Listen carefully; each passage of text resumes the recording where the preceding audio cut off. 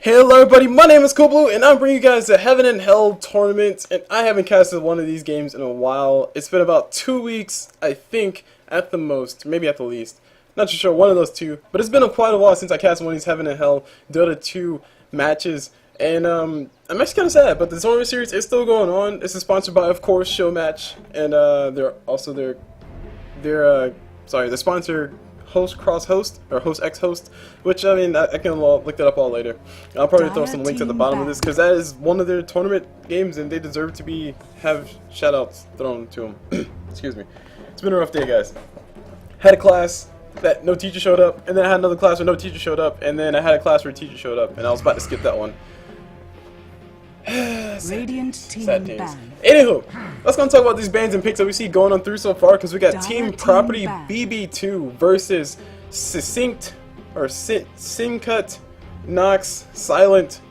I don't know what that's supposed to mean, but that name, I shall call you Nox. We have Team Nox versus Team Property. And Team Property already banning out the Elder Titan. We have seen time and time again, I'm pretty sure up to this point, if you guys have been following anything relative to competitive Dota or just random pubs Dota, basically Elder Titan has a lot of power in his lane. His Astral Spirit is really annoying to deal with. It's really hard to deal with because you can't do anything but just take the damage or try to run away and just waste your time not collecting XP. So having him banned out just basically ensures that nobody has to worry about his Astral Spirit or his ulti when team fights happen, or potentially his sleep. So, really good hero to ban out. He is officially first ban worthy.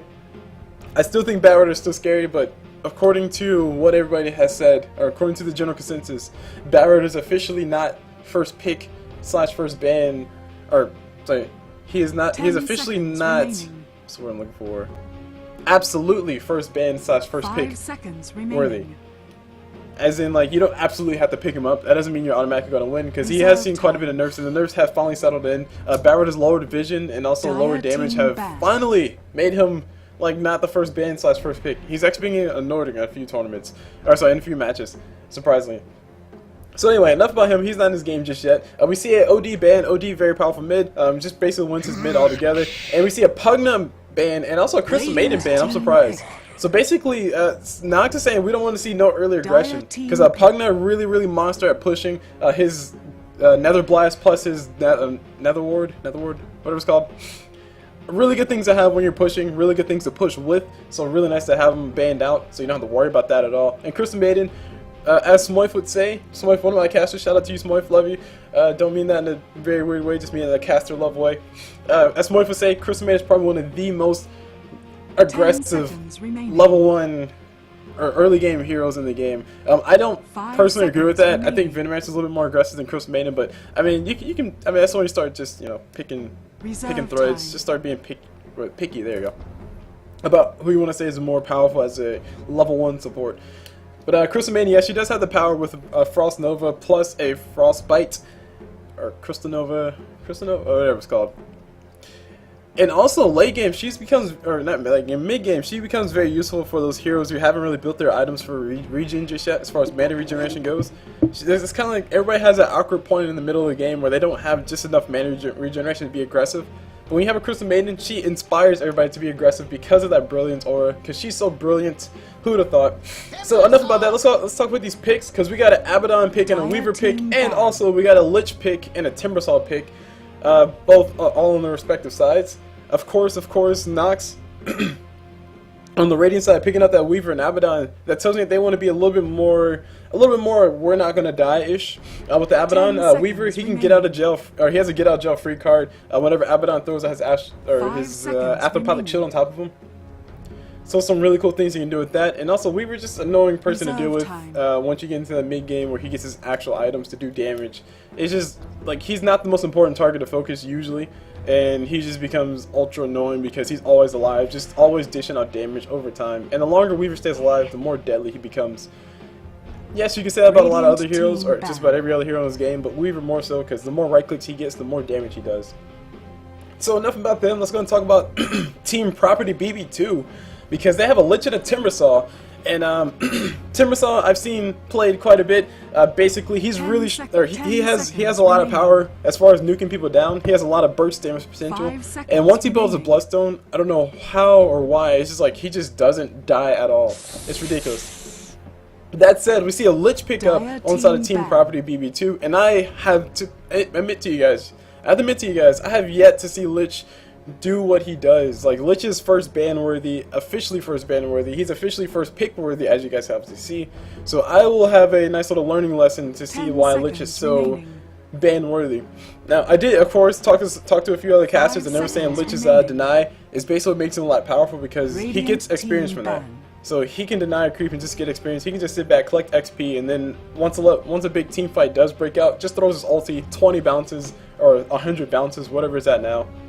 It's officially at 10 jumps, so 10 jumps, free stuff, going for everybody. And also, I think Frost Blast is still really nice. So yeah, it all seems to circle around that deny. Yep, it all seems to go around all that sacrifice. So anyway, there's Lich. That's why people like to first ban him, first pick him, because he just gets free XP in his lane, in any lane that you put him in. So as far as the bans, you can see a Bounty Hunter ban, Enchantress ban, Venomancer ban, Mirana ban. Not too much to say about those bans. Venomancer, really annoying now. I wouldn't say he's, I still don't think Venomancer has the potential to run mid and be scary. Because everything that he does to you, you can deny your ally. So if you just have somebody who's quick enough with a trigger finger, they can deny you before Venomancer claims a kill. So that's one of the things that's been holding back Venomancer from professional play. Is that, yeah, sure, you can get yourself a Venomous Gale and then poison this thing and then Poison Nova. But if you just deny the person, they don't get anything anyway. So anyway, so that's one of the reasons why Venomancer sees or doesn't see so much play. But that said, they have buffed him to where he becomes a very scary person to deal with all his magic damage and whatnot, and all this magic and sorcery and stuff. Moving on to the Bounty Hunter and also Enchantress. Bounty Hunter, yes, mid-game equals free gold every day, all day long. Essentially, if you're tied up with a team that has a Bounty Hunter on them, then your team is losing if the Bounty Hunter is not on your team. And if Bounty Hunter is on your team, then your team is winning. If you can keep the kill count close to each other while Bounty Hunter is throwing out maybe 1 or 2 tracks per kill, then your team is doing exponentially better than the other team. Or well, maybe not exponentially, but your team is doing better overall. Enchantress banned out, I guess, early game aggression. They don't want to see any of that coming out from Nox, or maybe Property has something up their sleeves. I haven't seen it just yet. And I do see Earthshaker and Luna. I still haven't seen anything up their sleeves. Nothing too out of the ordinary here. I probably should be excited about something, but I can't really. I mean, I'm excited about the Lich. I'm super excited about the Lich because I actually get to see him played and get to see what he does that make him so freaking scary. So speaking of the Mirana ban, Mirana, she can roam around a little bit earlier than a lot of other people of her nature, a lot of other gankers. And if she lands an arrow, that's a guaranteed kill pretty much every single time. Unless somebody's not really paying attention, but having that banned out basically means that Team Property have to be or can't really be as aggressive with their ganks as they want to be. And speaking of aggression with ganks, I don't really see all that much aggression. Lich can kind of roam around and try to go for a kill, but all he can do is just throw out a chilling frost blast. All he can do is really throw out a frost blast and deny a creep, and that's really the extent of his ganking potential. Timbersaw, he can rappel in and try to do some damage with his burst damage, but he needs to be near a tree, so ganking mid or ganking bot might be a little bit difficult. And Earthshaker, he's really good at ganking, I'll say that much. Basically throw a fissure from like 3,000 miles away and just catch a person off guard, so that could potentially happen. But it's likely he'll be played as a support in whatever lane that he does decide to go to. Whether it be offensive or defensive, I think we still have yet to see. I don't particularly like Earthshaker in an offensive tri-lane. Mainly because, I mean, he throws a fissure, and if it's on the wrong side, he pretty much just killed his carry every single time. So I see more drawbacks with Earthshaker being in an off lane, as opposed to with him being in a safe lane. Whereas if he's in a safe lane and his carry's on the wrong side of the fissure, I mean, it's not that bad, because they're generally close to their tower. Presumably they're close to the tower. That said, speaking of towers, Death Prophet is going to be going down, so Nox is basically making sure that there's no pushing power potential coming out from Team Property. And as far as pushing power goes, they do have kind of a bit of pushing power, not a whole lot. Lich ulti can clear out creeps if he wants to really fast. It's a really big waste. Timbersaw can clear out creeps pretty darn fast. And Luna, she can just get the right click damage going on top of tower. So having a Death Prophet added to that, where she's just staying alive in the background, even when these team fights do break out, would just be a very annoying thing to do with. So I do agree with the mindset of the Death Prophet ban. And also the silence coming out from Death Prophet would just basically make Weaver, Clockwork, and Viper have a very sad day. Specifically Weaver and Clockwork. Viper, 5 seconds remaining. Just as long as they're not getting right clicked. He doesn't really care. Reserve time. Or just as long as he can still right click. There you go. And he really doesn't care. So we're just waiting for this last pick coming out from Nox. And as far as what they need, I want to say that they need a mid. Unless they're gonna run, I mean, if they're gonna run Viper as like the carry, but 10 seconds remaining. They need a support. Yeah, they need a support because Viper support would be very silly.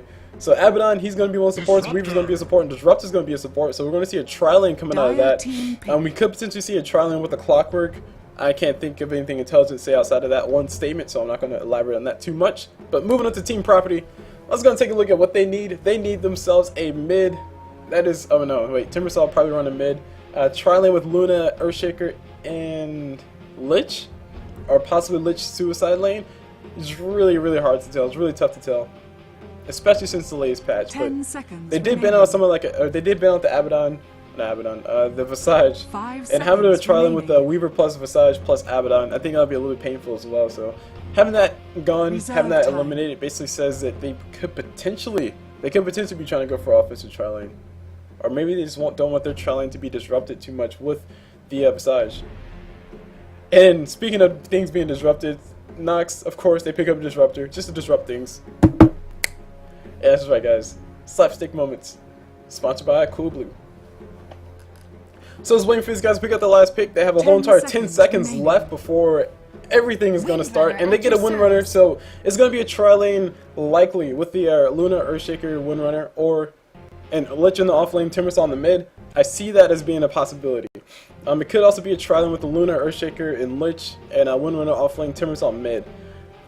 All that said, Timbersaw is likely going to be going mid.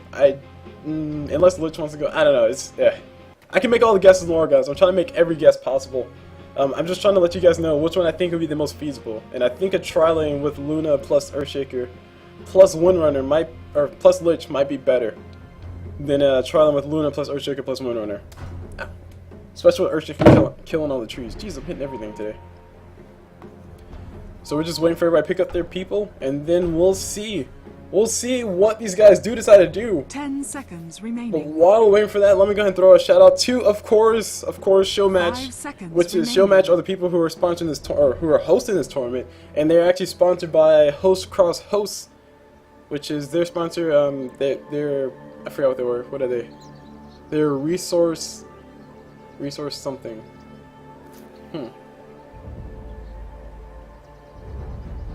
They're a virtual resource lender or something like that. Basically, they do something with resources. I don't remember. I'm following on this because, like I said, I haven't cast one of these games in about 2 weeks, which makes me a little bit sad. But nonetheless, guys, let me go ahead and do introductions while we have some difficulties coming in from the people in the game. Starting off with the side of the Dire, which is Team Prop, because that is an awesome name to say. We see Lich. We see Stefan Style on that Lich, moving on to this Earthshaker who looks very angry. We see Figolitz on that Earthshaker. On this Luna, we see CSO or Siso on Luna. On this Windrunner, we see Zap Crush on her. And last but not least, on this Timbersaw, we see Warney on that Timbersaw. Moving on down bottom, we see Sylar. Nice, I like that name. Sylar on that Clockwork. On this Disruptor representing SNS, we see Lil Postitino, and on this Weaver we see Mankind on him. And moving on to this Luna who's riding, is that Luna? No, it's Abaddon. Whoops. Sorry guys, my apologies. They don't look alike, not at all. Oh god, that's so off. That's so far off. On this Abaddon, and definitely not a Luna, we see Try on that Abaddon. And last but not least, on this Viper, I think he's last, we see Dante OD. And that ends out all the callouts. Let me go and bring up the last hits to denies and show you guys what is going on with that, because right now nobody has anything just yet. People are buying their items, they're trying to scoot their way on to see what lane they want to go to fight in. And so far we see Luna going into the safe lane as expected. We see a potential tri lane coming up from these guys. Or maybe Timbersaw is going to go down bottom. I don't know, rotation still might be coming in. Looks like Winrunner is actually gearing out to go mid. She does have a mid build, which is 1 Tango on 3 Iron Branches, so a mid Winrunner definitely throwing me for a loop. I totally didn't call that. But it looks like we're going to see a classic 2-1-2 coming out from prOp. And I guess I shouldn't say classic anymore, because ever since the latest patch, ever since that big patch that changed where the creeps meet up, it's pretty much changed the way people have played their lanes. And with the creeps meeting up in those general areas that I've drawn on the map, I mean it's not really mandatory for you to go to tri lane. Because the enemy, okay, the thinking behind a tri lane is basically you can have the lane right about here, and the enemy people, whoever they are, they'll be right about here, which is miles away from their tower, which is relatively back here, as you guys see right there. So having the creep wave move just slightly back towards this area, or maybe actually more so towards this area, just basically makes a tri lane not all that worth it, because the supports will be about, what, this far away, they're trying to stack and pull. And over there.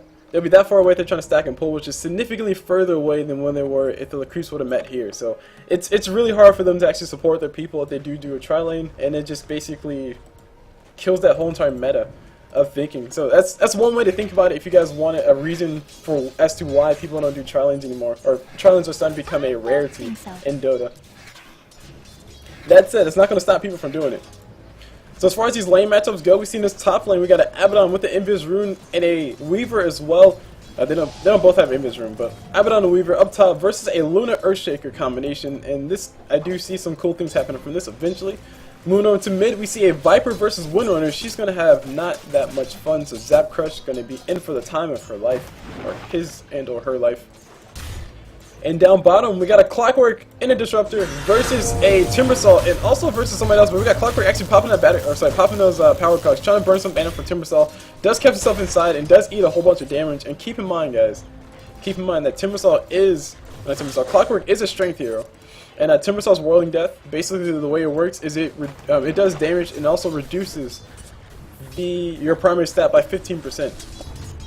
So basically for Clockwork, because he's a strength hero, that's 15% of his HP gone once he gets hit with Whirling Death, which means that Timbersaw does even more damage versus Clockwork early game, which is a lot worse for Clockwork because he has he has relatively crappy armor. For somebody who's made out of metal, he has some relatively crappy armor. Relatively. Right now, it's not all that profound. Up top, we got Weaver doing a little bit of chip damage on the backside. Got that Anthropothic Shield looking like a nice little strobe boss over there, and it does blow away. And meanwhile, down over here, we got Disruptor doing himself a nice little glimpse on top of that Lich, trying to collect himself a rune, but he does not get it at all. Disruptor does throw a Sentry Ward, trying to prevent the stacking from happening because he knows the stack is going on, but so far we have 3 stacks already on this guy, so some really cool work coming out from that. Clockwork Battery Assault was popped, trying to go for a kill on top of that Timbersaw, but a little bit too far away. Lich coming forward, throws out a nice little Frost Blast just to get some harassment damage, and Disruptor charging forward with his Skarga, or whatever thing's name is. Skagner. The lizard thing that's under that's between his legs. Oh wait, that came out wrong. Moving on, we got something coming towards Viper. That is a Basilius in a bottle, or just a bottle. Never mind, take that back. That's just a bottle. Meanwhile, as far as Windrunner goes, Zap Crash on that Windrunner does have herself a bottle already, so it looks like she had hers a little bit before Viper did. And the last hits and denies do reflect that relatively closely. It's like one last hit difference between these two, so it's really, really close. Meanwhile, down bottom we got the Timbersaw coming forward. He's going to go ahead and go for a dive. He does get hit with the power towers. Clockwork saving the life of his Disruptor, and this is going to be these guys feeling very sad about that opportunity missed. If only Timbersaw was able to get himself a Whirling Death off before he lost his mana. It looks like that will not be the case, and they're actually getting a little bit close to the tower. They can still be aggressive. Disruptor does have a healing staff, so he's going to heal up and bring himself some clarity eventually. Yeah, so we could have potentially saw the first blood, but no, we do not. Instead, we see Lich just being a Lich, guys. Lich being all up in their face, all up in their business. On top, we got Mankind doing quite a bit of damage to Luna, and actually Luna does do get some damage returned back to the Weaver, but it looks like it did get healed up instantly, and they got Weaver coming forward. He does have Afterpathic Shield on top of it. There should be a dead Luna over here very soon. One more right click so I can release. He does finally get it. First blood does go to Luna. First blood does go to Mankind on that Weaver. Luna trying to get a Lunessa beam off before she went down, but it was not enough. And I want to say it was only Lunessa being level 2, so it wouldn't have killed Weaver by any stretch of the imagination. Region rune picked up by Windrunner. She's doing a nice, decent job controlling those runes. Surprisingly, Viper hasn't really started controlling the runes just yet. But hey, he doesn't have phase boots, and Windrunner, she's, I don't know, made of trees. She can see things. And speaking of seeing things, check out the vision on the map right now. We got the I heard. Never mind. Oh, Lich.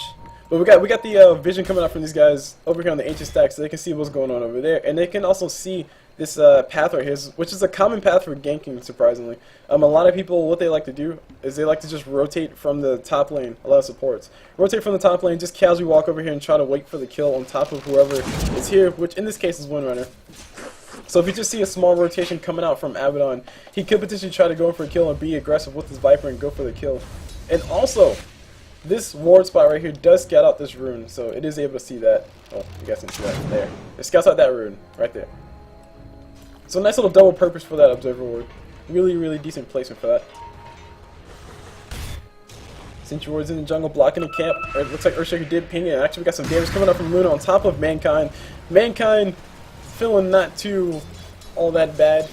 Feeling very Mankind. And Earthshaker trying to look for a point to split these guys. He can't throw a fissure, but he's trying to wait for the damage from on top of Weaver. Will he come through with it? He's going to walk around the side. That'll reveal himself in it. That will be the end. That will be the end of it. Presumably. It's like he's trying to wait for a perfect moment. Frigilet can't really find the most opportune moment. And actually, even if they did find the most opportune moment, Luna would not have the damage output just yet to kill the Weaver. They would need some sentries as well. I would foresee they need sentries. So as ping's coming, they're saying, hey, Lich is rotating. Lich is in fact rotating towards mid. We got another rotation coming up from Earthshaker towards mid as well. They're gonna try to go in for the gank. Viper's gonna play very far back. He doesn't want to go down just yet. Room does get picked up by the Windrunner. Was very nice, well protected by the Earthshaker. And actually we got aggression coming up from Weaver up top. Luna just cannot survive by herself just yet. Once she hits level 6, Sicut should be able to survive all that. But actually, hold on, over here, we got Earthshaker throwing a stun. Observer does fall down. They are able to see it. Windrunner needs to get a shotgun shot just to keep him alive. She does throw a shotgun shot. Shotgun shot not going to last all long. Viper not even get the kill. After pop the shield, throwing on top of Viper. Viper's going to continue to run. Dante in a little bit of trouble. Does get healed up by his ally. Here's Disruptor showing up. Nice little body block. Doesn't matter. Windrunner got herself a power shot. And there's another kill going towards Windrunner. Double kill for her. Best possible situation for that whole entire engagement. Earthshaker baited out the fight, so to speak, and yeah, that just ended it. Middle tower is under attack. So at the end of the day, the Radiant did lose a lot more than they were intending to lose.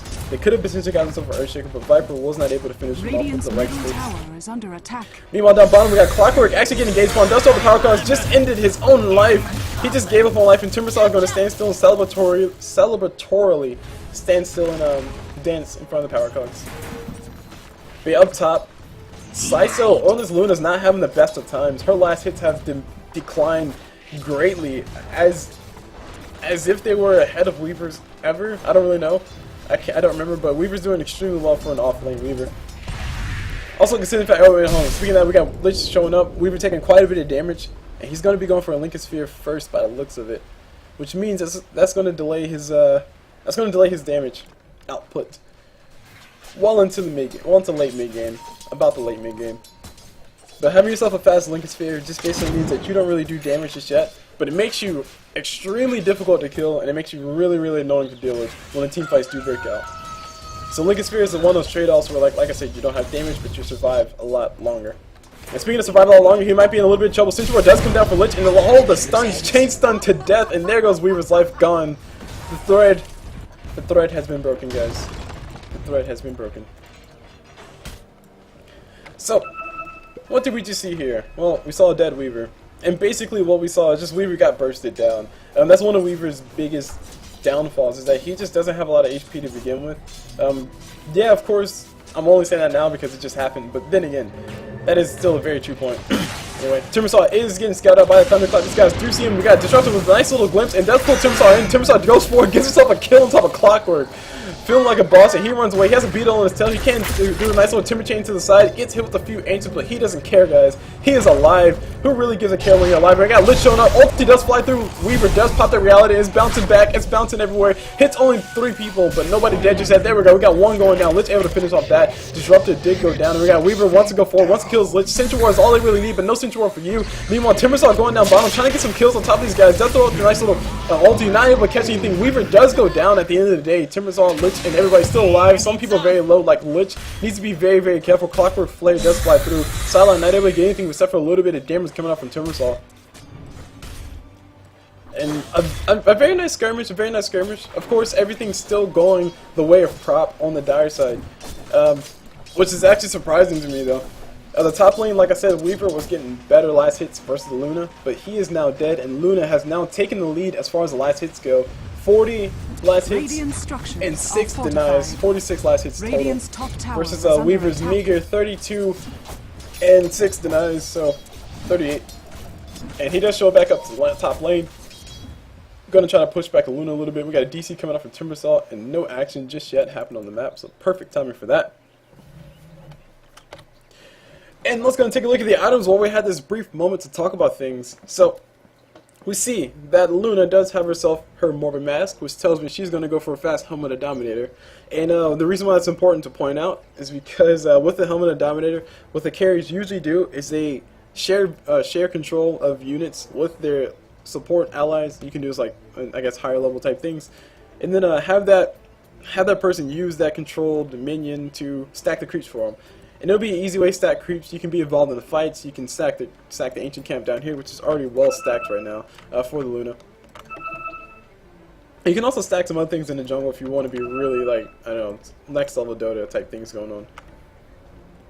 So fast Helmet of Dominator does also equal more damage for Luna as well. I mean, it's not a whole lot of extra damage for Luna, but more damage is more damage at the end of the day. So she gets an additional 20 damage plus 5 armor, which armor will be really helpful versus the right clicks from Weaver right now. And even later on, but right now more so because he does, well, more so later on. Right now it wouldn't really matter that much. The lifesteal is what Sicut did go for him first, of course, does have the Morbid Mask. And moving on to Timbersaw, who is the one who DC'd. He does have himself some Arcane Boots up already. Earn the Shadows 2 with 2 charges. So he was involved in a kill sometime after he got his Earn the Shadows. Wound Earner 4 staff coming up for her soon. Just about roughly 500 gold away from that. Moving on to Lich. He is broke right now, but he does have himself something pretty coming, and that looks to be a headdress going his way. On this Earthshaker, of course. I mean, he's Earthshaker. All he wants is a Blink Dagger. Arcane Boots Blink Dagger is all I expect to see out of him sometime soon. And that sometime soon is not just yet, but eventually we'll see that come out of him. But as of right now, he's playing his role. He is just being the support, the true support, buying all the wards and being as supporty as he possibly can support. Regeneration! Region Room founded by Clockwork. Actually, in the jungle, yeah, Earthshaker, of all people, actually getting a lot of trouble. Earthshaker versus Clockwork. I mean, sorry, I couldn't get too excited about that, but Earthshaker versus Clockwork, very annoying thing, and I mean, it's... As an Earthshaker who's trying to stun a Clockwork, who has Battery Assault on him, it's not gonna happen. It's like Earthshaker takes 3 days to throw down the freaking totem on his back. It's not gonna happen, guys. It's not gonna happen. So he was destined to die once he got caught up with the Rapple, because Clockwork did use his ulti for that, which is definitely worth it. A kill for a kill, not that much mana wasted for that. The Rapple's going to be on cooldown, yes, but I don't think these guys are looking to engage anytime soon. They want to get their levels up. They want to get their farm up. And speaking of farm, taking a look at the gold graph, we see that the Dire do have the advantage of the gold graph, and that is more than just kills. Actually, no, that's all just kills. I was about to say, that's also a tower, but no towers have been claimed just yet on the map. So, 4,000 gold going towards the way of Gryffindor. Moving over to the XP graph, we see the XP graph is in favor of the Dire side. So, as I'll say about XP graph, the XP graph is relatively irrelevant because the longer and longer the game goes on, the closer it converges to 0. But it's still a really good indicator where everybody is at this current point in time. And as you guys see, prop do have the streamline advantage right now. They have the better levels, they have the better ultis as of right now. They have 2-3 ultis available to them, whereas, oh, never mind, 3 on 3 ultis. I guess. But Disruptor's ulti is going to be a very important one for the Radiant to have, and SNS don't have that just yet. And he's a little ways away from that too. So we got rotation coming around the corner. Weaver does go forward, finds himself some creeps. Nice little pull going on, collecting some free XP. And we got Luna running to the woods. The creeps do follow her, but they do not trap her in. So if they would have kept running, I think that would have been the time the Radiant decided to dive. But if they would have decided to dive, they might have been a whole heck of a lot of trouble because everybody has a TP except for Windrunner. Everybody important has a TP. Windrunner not necessarily as important as for being there. She can throw a shackle shot to turn a fight. That's really about it. But Earthshaker, bottom tower is under attack. He's up top. Also Lich. Wait, hold on, who's down bottom? Timbersaw. Timbersaw TP's up, so he's going to be important when the team fight does break out as well. And this is one of the things I really do like about Team Prop's lineup. It's like, it's not necessarily a wombo combo format. It's more like a, okay, we have a bunch of ults that can kill you real fast if you get caught on. Speaking of getting caught on, we got Luna a little bit trouble. Clockwork, beautiful rappel. Ulti from, I'm sorry, stun from Lich. I say ulti from Lich does bounce through, does do quite a bit of damage. Abaddon does go down on backside. His ulti was not up, sadly. Now we got Clockwork. He's trying to run away, pop himself a healing cell. Will he be able to survive? This big question. Battery assault coming through. Earthshaker ulti bounces on top of two people. Weaver getting caught out. He's trying to run away, but he can't. He goes down and essentially a team wipe. Equivalent to a team wipe. Disrupted the only survivor of that whole entire engagement. And like I said, guys, they really do need a Disruptor's ulti in these fights. Because if you can throw a Disruptor ulti on top of someone like a Timbersaw, he's useless. He can't do anything. All he can do is just stand there and collect reactive armor stacks. If you can throw a Disruptor ulti on top of somebody like Lich, that ulti that he threw would have never fallen through, and Abaddon wouldn't have went down. Abaddon going down early is a very bad thing in these team fights because they need his apoptotic shields to stay alive. That said, props go to Prop, of course, for having a nice little scrappy team fight going on there. I did see Luna going down. I don't know if she actually did die. I don't remember. Well, she has 2 deaths, so let's assume that she did die. So Luna died. Maybe she didn't. Maybe she did. Maybe she did. I don't know, guys. I don't remember. Bad memory going on here. Sorry. Anyway, Luna got a helmet of Dominator, so I mean she is free to go stack or farm with her nice little fuzzy wuzzy, her personal fuzzy wuzzy in the jungle.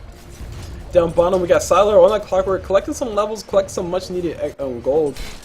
As far as what Clockwork should go for next, I would say Aghanim Scepter, but that's just me saying items just to say items, guys. I don't really know what he should go for. Lich, on the other hand, I know what he should go for. He's going for, of course, a mechanism and possibly going into Tranquil Boots. Tranquil Boots on Lich are a really nice thing to have. It just gives you that extra burst, or gives you that crazy move speed to get yourself into position. Or Lich could go for Phase Boots as well. Either choice would be good. But he has a mechanism, so Phase Boots would be a little bit better at this point. So we got Windrunner trying to line up a shackle shot. She can line one up very soon. Creeps are a little bit too strong. Creeps a little bit too OP. Timbersaw does come forward. Those are the ultis. Shackle does not latch at all. Sylar, he's going to be able to make it this one scotch free. Timbersaw does run into a power card once again. And Zap Crush not going to be able to do anything. But if only that Shackle would have latched. That just might have been a dead Clockwork, guys. It just might have been a dead Clockwork. And while all those shenanigans were happening there mid, we got 4 people on the Radiant just trying to knock on this mid tower. They're trying to knock it down, trying to see if they can get it. Meanwhile, we got TP coming on top. Clockwork is here. He's going to try to throw a battery assault to stop Luna from running away. Actually, Luna's ulti is up in 5 seconds, so Clockwork needs to be extremely careful because anybody going solo with Luna equals a dead anybody. She's going to pop the ulti, not going to be able to catch up. Waste of an ulti indeed. It takes Luna like Earthshaker. It takes her about 30 hours to actually cast it. And speaking of things getting casted, we got Timbersaw getting casted away in the river. He does go down. 2 of the damage coming up from Viper. Or, like, Weaver, sorry. Whatever. I don't know, these guys keep mixing up things. But as you can see, Disruptor's ulti was used in that fight. They did claim the middle tower. And they also claimed, another tower was claimed as well. So 2 towers claimed. Okay, 1 tower bottom for 1 tower mid, so it's a tower trade going on overall. And as far as the kills, deaths, and assists, Windrunner, 4 kills, 0 deaths, 0 assists. But the most important person, which is Luna, 2 deaths to her name, not what you really want to happen. Whereas the Weaver, he's at 3-3, which I guess is acceptable to a certain extent. And we got 4 people from the Radiance down bottom. These guys are just playing 5-man Dota. Yeah, 4 people from the Radiant down bottom. They're grouping up. They're trying to go for these tower pushes because they know. I don't know if they know they can't go late, but I don't see them winning late game versus the Luna. Like, I gotta be honest, when the Lich ulti does fly through, at the end of the day, it does still do a lot of damage. It does still hit a nice little slope. Timbersaw becomes unkillable at a certain point. Once he gets his Bloodstone plus a heart, I mean, anybody's unkillable at that point. And Earthshaker, he can just initiate pretty well with these team fights once he gets a blink dagger. So some very scary stuff to push into. I do agree with their decision to back off on that, because the Earthshaker looked like he was ready. He's all angry already, so he's ready to kill stuff. He's actually saving up for that blink dagger. Got some levels, collect some much needed gold in that jungle. Oh jeez, what was that? Whoa, whoa, whoa, mouse, stop it. Sorry guys. Mouse was doing weird things.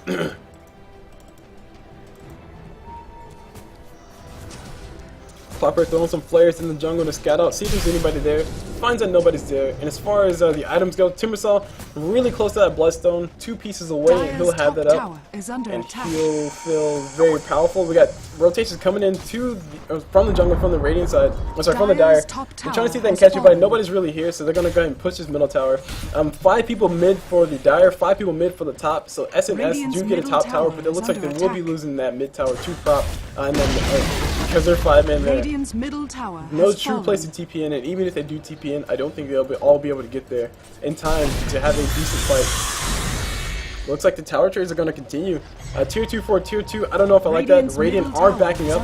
So SNS, they do know they have the element of surprise. Sadly, no Dust of Appearance. Viper going to be the first to TP in. Actually, no, there we go. We got Smoker to see getting used. These guys will be able to run around, wrap around the backside, try to catch up fast. Viper was caught inside of it, so it will get revealed on him. And I think I know what's up. They're going to go ahead and start running away. Viper did give away the heist. And they do see the rotations. Lich is actually here. Lich is actually going to go ahead and throw out the Frostbite. Throw out the ulti. No ulti just yet. Ulti going to fly through. Disruptor ulti did not come fast enough, but this is going to be bounced on top of 2 people. The kill does go on top of Clockwork already. And oh my gosh, I can't really find what's going to happen there. We got the ulti coming out from Disruptor. Scaring these guys away. Disruptor does go down. Abaddon ulti getting popped. We got Earthshaker coming in forward. Just ulti for 1 person. Weaver, very important target to kill. He goes down as well. At the end of the day, very, very bad fight for the Radiant. Looks like the fight will be continuing. The more losses will happen. That's Abaddon dead. His ulti's already down. He's already at the public shield, and he's gone. Viper, the only survivor, ironically. The first one into the fight is the last one to survive. Middle tower is under And this is going to be a mid tower gone as well. And Timbersaw, his Bloodstone, he has more than enough gold for it. Earthshaker, he has more than enough gold for his Blink Dagger. He has almost enough gold for his Blink Dagger. Luna, despite whatever early game mishap she might have had, she doesn't really care. Her team is doing so well. The Lich ulti is still a very scary thing to deal with, and also the mechanisms off on him, so they can keep pushing if they want to. I would like to see a rotation down bottom. And then again, I'm not playing. And the reason I'm not playing, guys, because if they were rotated down bottom, they all might have died. Clockwork Flare coming into Roshan pit. Roshan gonna get hit with a nice little Earthshaker stun. Holy crap. I didn't realize you could do that. Anywho. Roshan unable to attack these guys because of Earthshaker's wall. Really cool stuff going on there. We got the rotations coming in from the Radiant. The Radiant are healthy. The Radiant are ready to fight. Their ultis are all off cooldown except for Disruptors. That was a weird sound. Oh, right. Oh, darn it. Oh, Skype. Oh my god, Skype, stop it! Sorry guys. I apologize. Do not disturb. Okay. Jeez, oh jeez, oh jeez. So they're deciding to have a nice little conversation going on. There we go. Alright, cool, everything's fine. Ancients are getting done instead of Roshan. Very nice thing to do. Because they have the Luna, who has the bouncing glaives, and they have everybody else who can collect levels, Lich can throw in a few frost blasts on top of some of those dragons. And help these guys kill a little bit faster. Meanwhile, Weaver is rotating up top, gonna go ahead and push his lane along with the rest of his team, and these guys, both sides are just playing 5-man Dota. And when it comes down to it, I think the 5-man Dota team to beat is definitely SNS. Luna, she's really good at picking off single targets, and Lich ulti is really good when it's off cooldown. Earthshaker is really good when it's off cooldown. Timbersaw is really good when he's not dead, but I don't see him surviving all that long after the initial team fight happens. But the ultis are coming off cooldown. Ulti from Lich is up right now. Timbersaw is going to go ahead and throw out a nice little ulti, do a little bit of damage to the Viper. Beautiful shot coming up from Windrun, and there's an ulti coming up from Lich. Disruptor ulti does fly through, but a little bit too late. And Abaddon ulti is going to get popped. He's getting a whole bunch of heal coming from the backside. These guys are going to continue to fight. Luna ulti does fly through the ground, and she gets thrown to the ground. Dead people are dead, and we got Clockwork rappling in like a hero, trying to go for the kill on top of Earthshaker. He's going to be able to get this kill on top of Earthshaker one way or another. The battery's all a little bit too strong. Actually, no, he's not going to be able to get the kill. The shackle did last a little bit too long. Weaver going to come on the backside, play cleanup crew, and try to force these guys back. And oh my gosh, guys. Oh my gosh, at the end of the day, people died on both sides. I don't want to say the Radiant lost a lot more than what the Dire lost, but of course, the Dire have more survivors. The Dire have more survivors, but at the end of the day, the Dire did lose their Luna. The Dire did also lose. I don't know. Earthshaker has Blink Dagger. Okay, never mind. He has Blink Dagger. I was about to say they did lose the Blink Dagger on Earthshaker because he didn't buy it yet, but he bought it, so they didn't. They only lost their Luna. And did Timbersaw die? Oh, okay, he collected a few Bloodstone charges. Lich probably died. So yeah. At the end of the day, the Dire had the better of the fight. Of course, they did lose their Luna, but it wasn't as bad as what the Radiant lost, which is basically Clockwork Viper and I think Abaddon. I don't know if Abaddon went down. So we got Timbersaw just trying to make himself a little bit more survivable, a little bit more annoying, and a little bit more powerful. Bought himself a Vanguard. He's gonna have that regen. Now Vanguard in late game doesn't really do much for you. It just gives you some, like, I guess it gives you some nice strength stats, or HP stats, and also gives you some nice regen. And speaking of regen, we got Viper with not enough regen to survive all this damage coming his way. He does go down. Abaddon trying to do what he can to keep him healed up, but it wasn't enough. And we got the pings coming on the map. They're saying, hey, let's run around this way. Or maybe let's go do Roche, which they can definitely do. I think Viper is a very annoying person to deal with in the game, of course. But having him down makes this fight a little bit easier for them to have. But they need to be extremely careful because Disruptor's ulti's back up. Weaver, Clockwork ulti's back up. We got Abaddon, his ulti's back up as well. They could just march on in there and try to go for the fight without the Viper. Radiant's top tower is under attack. Which will, of course, guys, that will be silly because the ultis are up on top. Radiant's top tower has been denied. Ooh, top tower from Radiant is denied, of course. Roshan going to be going down. Aegis does go to Luna, presumably it does go down to Luna. And items, because why not? So we got Luna picking herself up a sheep stick. Not Luna, sorry, Windrunner picking herself up a sheep stick. God, I hope Luna's not picking up a sheep stick. Windrunner picking herself up a sheep stick. That'd be really useful versus a Weaver. It's just anything to lock down Weaver would be really nice to have.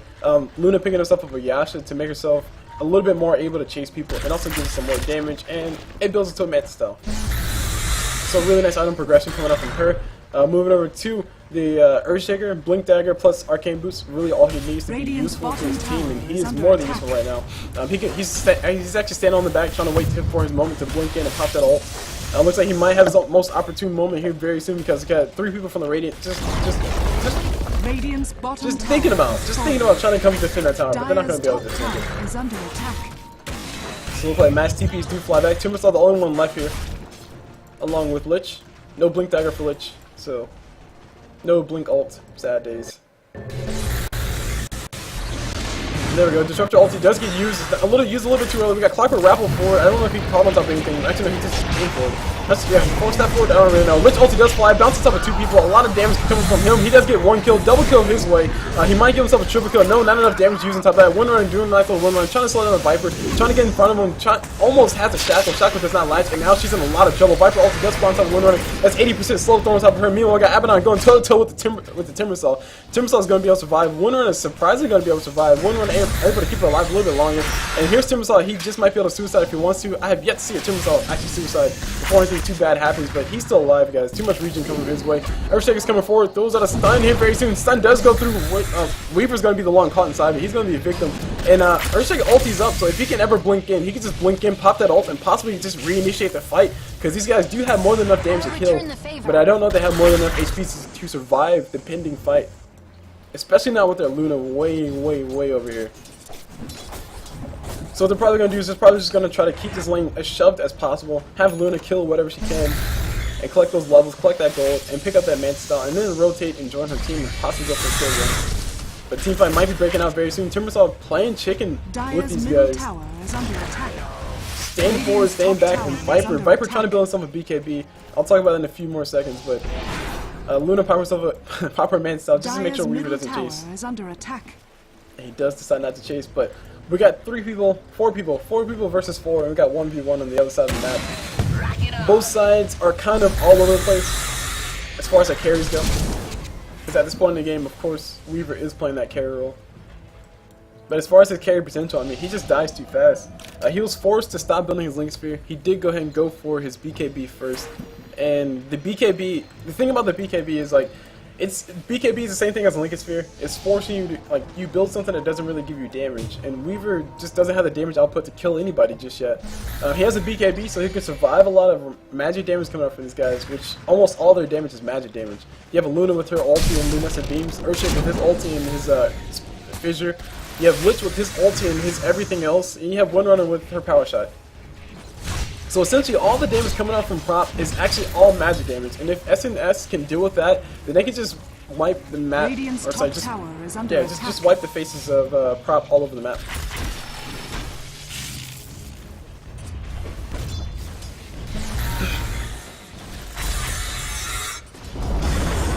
Radiant's Top tower does finally go has down. fallen. The support crew did come in to help Luna take down the tower, and now it looks like it is almost D-Day for SNS.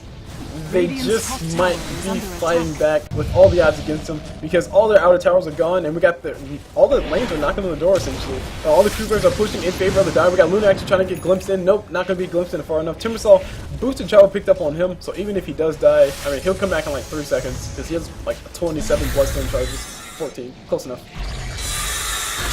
And yeah, Timbersaw naturally versus Weaver. I didn't really speak on this earlier, but Timbersaw versus Weaver, he gets free reactive armor stacks because Weaver attacks him twice with that Gemini attack. So here's Timbersaw just not taking damage, 37 HP regen, feeling like a boss. And here comes ulti coming up from Disruptor. Disruptor can't throw a glimpse. He does pull Timbersaw right back in. Timbersaw gonna be able to make it to the edge. No, he's not gonna be able to make it out far enough. Trying to go for some damage. We got the fight happening everywhere. We got somebody's low. Clockwork did rappling. He's very low. Ulti coming out from Viper. Abaddon ulti getting used. Nobody's really doing damage. He does heal himself up with that. And this looks like Luna will be showing back up. Trying to go for the fight. Earthshake blinking forward.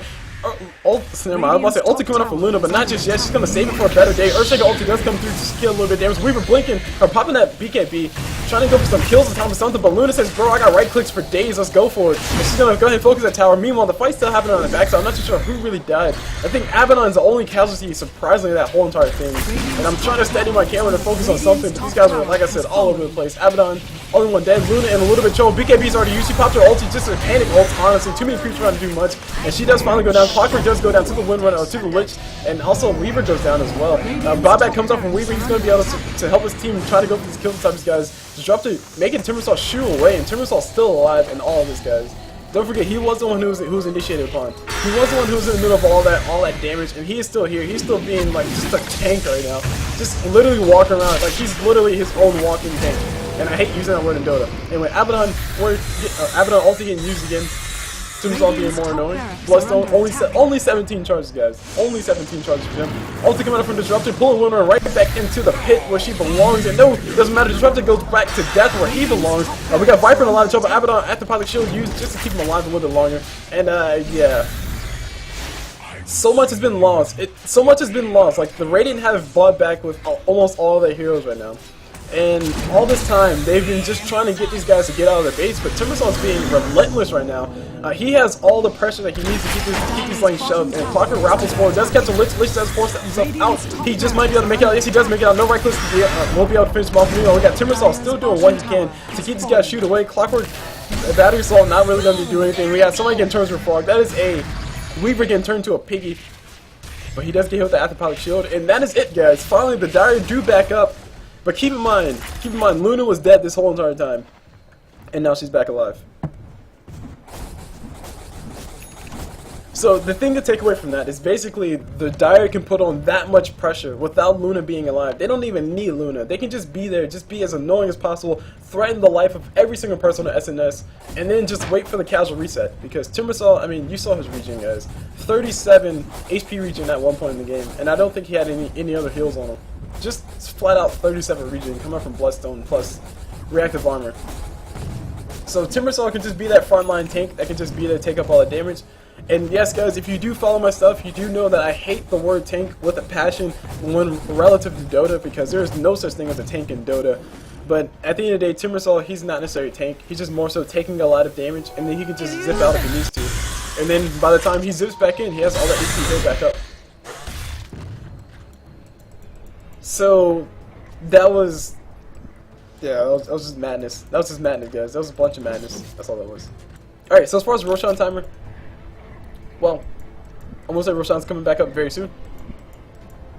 Nope, I lied. Sorry, he's got about, I don't know if that's 2 minutes or 90 seconds. I think that's 90 seconds.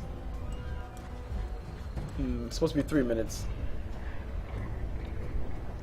Rashawn timer. How to tell you. Alright, so I think this is 90 seconds halfway, and that's plus 20 extra seconds, so whatever that comes out to. I'll just wait for Dota to tell me. Dota's gonna tell me eventually. Anywho. So the Radiant not really able to make much progress except for use up all their buybacks. At least they're all off cooldown. Or actually no, I don't think they're all off cooldown. At least the time's off. No. Do it with flair. See, the new buybacks, the way the new buybacks work is that basically when you buy back, it takes the time that you would have had left, and it basically has that time as unreliable gold when you're alive. So basically you collect no more gold when you're alive for that time period. And then once that time period runs out, you can collect gold normally, but when you do die again, that time gets added on to your new death count, death counter. That basically means anybody who dies on the Radiant side are going to stay dead for like at least 100 seconds. And we got Timbersaw coming in forward. He's going to go ahead and prOp point. He throws for the Shiva's guard. He's really tanky as crap, guys. He's doing so much damage to these guys. Force on the bag. Windrunner has herself a Desolator. No Agnes up to chest, so I'm a little bit sad. Abaddon ulti is off cooldown right now, or it's on cooldown right now. Lich ulti does fly through, bouncing around on top of somebody. Who's just running away? Weaver does run away. Force to pop BKB just to be able to run away. And we got another BKB getting popped. I can't follow the action because too much action is going on right now. And we got Clockwork going forward. Clockwork going to go for full man mode, trying to go full retard, trying to get something. Timbersaw coming forward. Ulti from Earthshaker. Bouncing on top of 2, but not able to kill anybody just yet. Disruptor ulti getting used. Earthshaker just might be going out, but no, he's not dead just yet. Disruptor trying to do what he can to run away. And Luna is just going to end all those hopes. And we got Clockwork about to be going down. Timbersaw ulti a little bit midget, not able to collect or catch too far. And Luna does come forward. She's going to be taking a whole bunch of damage coming up from Weaver here very soon. But no, she's not going down. She's a full man mode, and she does finally go down. Viper able to pick up the kill on top of that, but she's not before she took 2 people's lives. And there you go, guys. The kill counter is, at this current point in time, 10 to 28. There have been a lot of fights where nobody has died, and there we go. The GGs finally do come out. It has been more than a kill per minute, and this game lasted for 33 minutes. So a lot of kills going every way, or every which way, especially towards later in that game. I mean, just people not dying, just flat out not dying on Team Prop side, and that just shows you the power of Timbersaw sometimes. It also shows you this. It also shows you the power of Lich as well. With his ult, he can just basically bounce it off. So, anyway, like I said, guys, this is more so a social experiment for me to see how Lich plays into this game, to see why Lich is so first ban worthy. And yeah, with those ultis and with everything else, with this free XP from the Knives, I definitely do see why he's ban worthy. So I understand, guys. I understand. So anyway, all that said, my name is CulBlu. I just brought you guys this match. This was match number 1 of this best of 3 because we are in the upper brackets for the Heaven and Hell Dota 2 tournament sponsored by Host Cross Host, and this tournament is hosted by Showtime. So make sure I got my shout outs everywhere and everything's good. So hope you guys enjoyed the video. I'll see you guys whenever.